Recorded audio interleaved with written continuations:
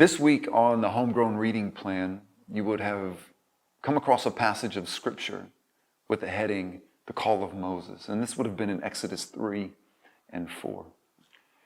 And today I want to talk a little bit about Moses and how there's a transition in his life over into the life of Joshua, and Joshua leading the Hebrew nation. Now, Moses is someone who has one of the most remarkable stories that we find in the Scripture. Moses is born at a time where the Pharaoh in Egypt decides that he needs to eliminate all the Hebrew children. They are growing too numerous, and it causes a trouble when it comes to Egypt's national security. And so Moses is born at a very difficult time. And Moses' mother, loving her child as any mother would, decided to protect him and keep him with her as long as possible. Tried to hide him, but it got to the point where she couldn't hide him any longer, and so she fashioned this woven basket of sorts, and she placed Moses within it and set him afloat down the river. Moses' sister was looking over him and watching out for him. And what do we find? That at this time, Pharaoh's daughter comes to the river and she notices that there is this basket. And she looks in the basket and notices there is this beautiful Hebrew baby. And her heart is filled with compassion and tenderness. And she takes the child. Now Moses' sister is observing this, and this leads to an interaction where there is an offer made that Moses' sister can find someone to wean the child. And Pharaoh's daughter agrees. Moses' life is preserved. He's taken back home, he's weaned, and then at a certain point, he's returned and taken to Pharaoh's household. Now, Moses grows up in this environment, and he gets older, and as he becomes an adult, one day he notices that there is this Egyptian taskmaster who is beating a Hebrew slave. And this doesn't sit well with Moses. And so he intervenes and attacks the Egyptian taskmaster. And it results in Moses committing murder. Well, word travels to Pharaoh, and he hears this and decides that he must take Moses' life. So Moses flees, and he flees into the wilderness. So here is Moses in a foreign land, as a foreigner himself, taking on the role of shepherd. He meets his wife, meets his father-in-law, and just begins this vocation. And I think it's safe to assume that Moses probably imagined this is how he would live out his days. This is how everything would play out. But God had different plans for Moses. One day as Moses was in the wilderness, there was a bush that was on fire, but yet it wasn't being consumed. And so Moses drew closer and closer. And the rest is, as they say, history. A voice calls out from the burning bush, and God informs Moses of his plan. It's time to rescue my people, the Hebrew people, from Egyptian bondage. And Moses would be an instrument, a vessel that God would use to make this happen. You know, I don't think that Moses, as he was sitting there attending his father-in-law's flocks, ever thought that one day he would shepherd millions of people, shepherd an entire nation. I don't think that Moses ever anticipated that God would call him and use him in these miraculous ways. Or that God would use him as an intermediary, that he would give Moses the law to then turn around and give the Hebrew people. I often wonder after the Exodus event, as the Hebrew people were in the wilderness and approaching the promised land, did Moses ever look out and have those moments thinking, how did I get here? How did all of this happen? I thought my life was heading in this direction, but now God has used me. He's performed miracles. He's delivered his people. He's allowed me to distribute the law to them. And how did this happen? Did Moses ever anticipate knowing God in this deep way, hearing about the God of Abraham, Isaac, and Jacob, the creator of the universe, the one who enters covenants with human beings, that Moses would know God in a deep and intimate way. We know the story of Israel, that because of their lack of faith, they weren't allowed to go into the promised land right away. And as a penalty for their lack of faith, they were forced to wander within the wilderness for a period of 40 years. When we read the biblical story as well, we also find out that Moses is prohibited from taking the people into the promised land. Moses would only see it from afar. He would never get to experience as the people made way into Canaan. What we see is Moses dies and the reins are turned over to Joshua, his second in command. Joshua would be the one to lead the people across the Jordan River and into the promised land. And this is what we read in Joshua chapter 1, which is actually on the reading plan for this week. And this is what we read. After the death of Moses, the servant of the Lord said to Joshua, son of Nun, Moses' aide, Moses, my servant, is dead. Now then, you and all these people get ready to cross the Jordan River into the land I am about to give to them, to the Israelites. You know, we read the story of Israel with hindsight. We know how the story goes. For us, we're distant observers, and the continuation of the story is just a matter of turning a couple of pages. But just for a moment, I want you to imagine what it would have been like to be in Joshua's position. Joshua assumed the role over the Hebrew people at a very difficult time. And I think that there are 3 reasons why the circumstances would have been difficult for Joshua. And I want to talk about those 3 because I think that there are some important things that we can learn today. The first reason why circumstances would have been difficult for Joshua is because he was entering into a realm of the unknown. Now, the majority of us, we love stability. We like comfort. We like knowing. We love accumulating information so that we can make informed decisions. Think of the job that you have now or the last job that you had. When you walked in and you started your first day, there was probably already an employment agreement in place. That employment agreement probably had a job description, it probably had salary, the pay rate. It had other information relating to annual leave and sick leave and a lot of other different categories that are important to have in employee contracts. But why is this important? Why is it important to know this information? Because if you're going to spend the majority, of your time during the week at an employer's place, then it would be helpful to know what you would be doing while you were there. That's why you need a job description. It's important to know what the rate of pay is so that you can make decisions based on your lifestyle. How will you take care of yourself and your family? You also think about buying a car. It's one of the things that I hate to do because I always feel like I'm going to purchase the car that's going to break down the next day. But every time I go to purchase a car, I always ask the same things. What's the mileage on the vehicle? Are there service records? Has the car ever been in an accident? These are the pieces of information that I want to know because I want to make the best educated decision possible. And so we prefer knowledge because the unknown terrifies us a bit. I remember as a young Christian consistently praying and asking God, show me your will. Tell me what to do next. I was at a very pivotal time and I wanted God to give me information because I wanted to make the best decisions possible.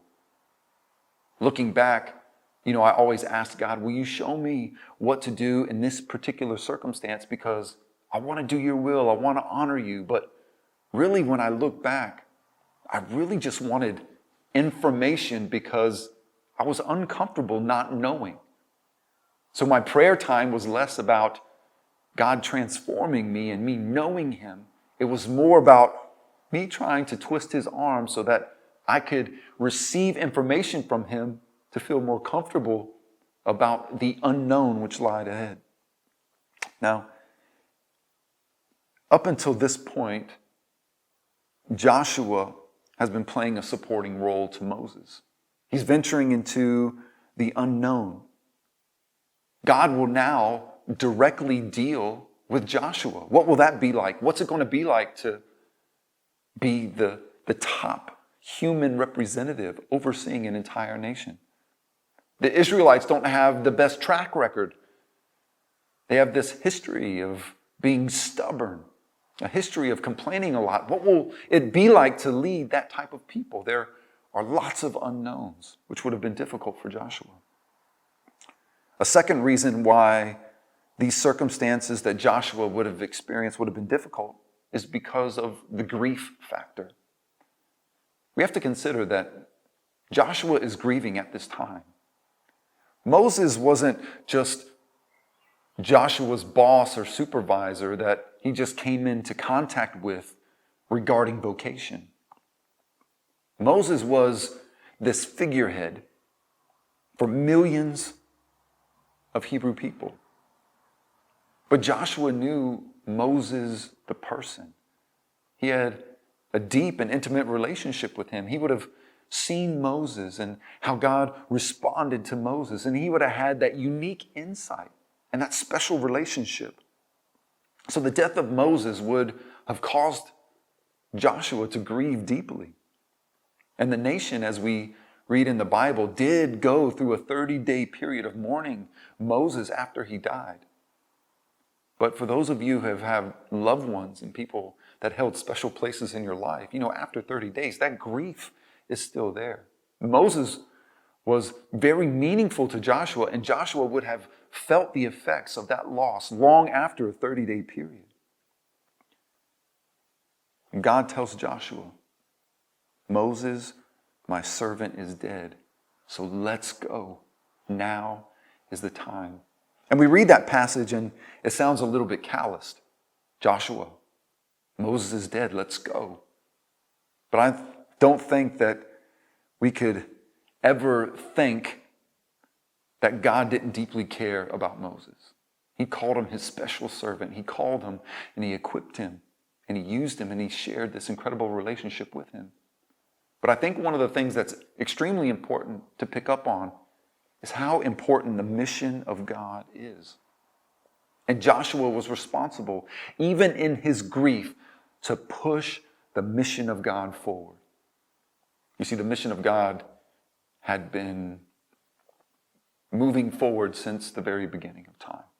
That God desired a family, but because of sin, there was this process of restoration that needed to take place, this process of redemption. And the Hebrew people inhabiting the promised land was part of that redemptive story. And so the mission of God had to continue. Joshua had to lead through grief. So we look at Joshua leading in the realm of the unknown, leading while experiencing grief. But a final reason why the circumstances would have been difficult for Joshua would have been the pressure to meet expectations. Earlier we mentioned, would Moses sitting there ever imagined, as he looked around the millions of people, ever imagined being in that position? And then we have to ask ourselves, did Joshua ever envision that he would be in the position that he was in, leading the Hebrew people into the promised land? I would imagine that at least for a significant part of the journey, Joshua would have never imagined that Moses would not have seen the job through. Surely Moses, who had started this entire thing under the power of God and his direction, surely Moses would be the one to take the people into the promised land. We know in Numbers 27 and Deuteronomy 31 that Joshua at that time is told that he would take the people forward, but that's towards the latter end, at the end of it all. So Joshua is feeling this pressure. He has big shoes to fill. In Deuteronomy 34, when Moses dies, this is what is spoken about Moses. Since then, no prophet has risen in Israel like Moses, whom the Lord knew face to face, who did all those signs and wonders the Lord sent him to do in Egypt, to Pharaoh and to all his officials and to the whole land. For no one has ever shown the mighty power or performed the awesome deeds that Moses did in the sight of all of Israel. Now imagine you replacing that guy. You are filling that guy's shoes. Moses lays his hands upon Joshua publicly. The Hebrews are told Joshua is the successor. He is the one who will take you into the promised land. And again, Joshua has never been in this position. And now he's the successor of such an incredible figure.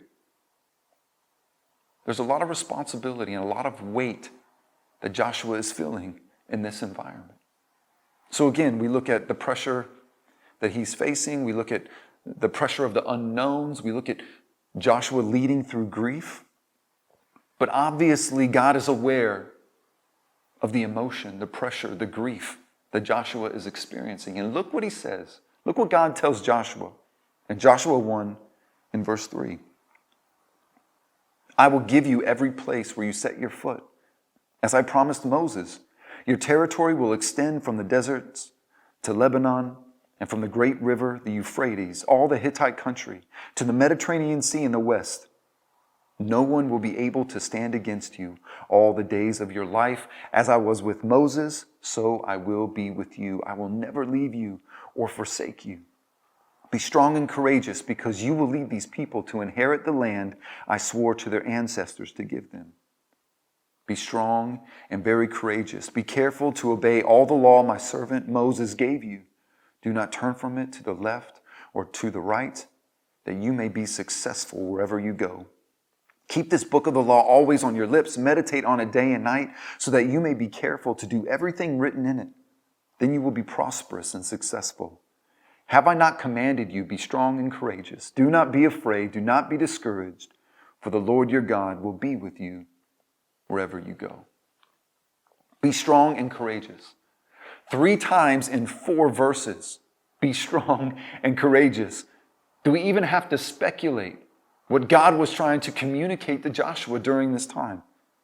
Joshua will cross the Jordan, not knowing what fully awaits him and the nation of Israel.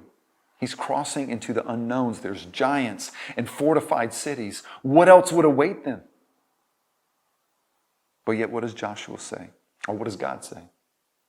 Be strong and courageous. Joshua, my servant, is dead, but I will give you every place where you set your foot, as I promised Moses. As I was with Moses, so I will be with you. Be strong and courageous.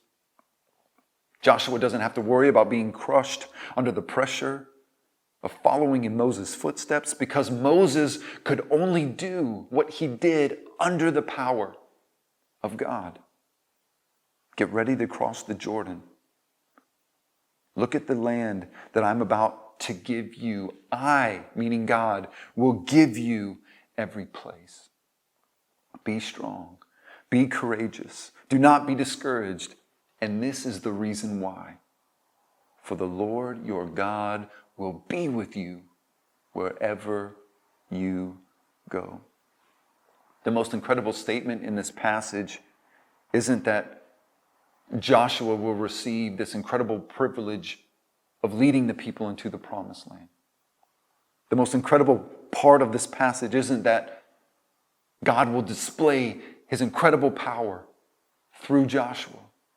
The most incredible part of this passage is that God's presence will be with Joshua wherever he goes. That's the prize. That's the blessing. God's presence in Joshua's life. You know, the circumstances that Joshua faced as a young leader draw some very real comparisons for where we sit currently as a people and as individuals. We think of unknowns, the realm of the unknown, we think about grief and we think about the enormous pressure that we face. Right now, many of us are in a place where we're not knowing what the future holds. Will the business that you started and worked so hard to develop over the years, will it survive this lockdown period? Will your employer, the place that you rely on for your vocation, will there still be a job for you when it's all said and done? Will the retirement account, which you live off the dividends from, will it ever recover? And my words to you are be strong and be courageous. I think of the grief. At this moment, I've been contacted by 2 different families who have lost loved ones during this level 4 lockdown. And they're unable to have these memorial service where they truly honor the people that they have lost and loved during this time. We have people who are in stages of grief. They've missed milestone birthdays. They've missed out on weddings and family vacations and important ceremonies. They've all been canceled. There's a loss of connection between support groups and family and friends and loved ones in this environment. For those who are grieving, I say to you, be strong, be courageous. For those who are feeling enormous pressure to be strong for your family, you're struggling, you're hurting inside, but yet you're trying to keep a strong countenance because there are people who are counting on you.